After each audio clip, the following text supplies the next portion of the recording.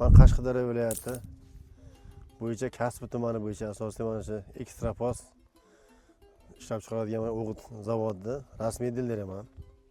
Shu yerda mana shu yil Xudoga shukr mana Kasbi tumani bo'yicha bir shu o'g'itdan 150 tonna tarqatdik. Hozir mana fermerlar hammasi mana tergalar rozi 62 sentrgacha oldi fermerlar mana paxta planini ochiq bilan bajarib xursand haqiqatan.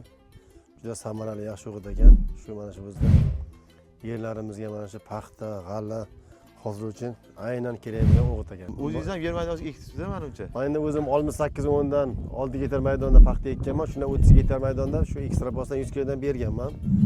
Allohga shukr, mana samarasi yaxshi. Xudo xolasa bir 2-3 kunda terimga tushamiz-da, biz ham shu 45-50 sentr atrofida hozir kutmoqdamiz. Xudo xolasa hamma fermerga tavsiya qilamiz shuni. Hamma fermer uchun haqiqiy, mana dehqonchilik uchun kerak o'g'it ekan bu. Kerak o'g'it. Mana shu tarkibida 15% ammopos, 15% karbamid, 15% kaliy bor ekan.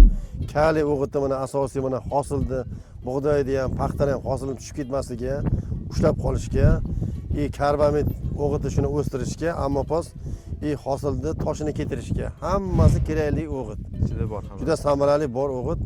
Imminda mana paxta g'alla uchun hamma ekin uchun qishloq xo'jalik maqsadi uchun kerak bo'lgan o'g'it ekan. Siz o'zingiz 3 ta 15 dan ishlatdingiz-a menimcha?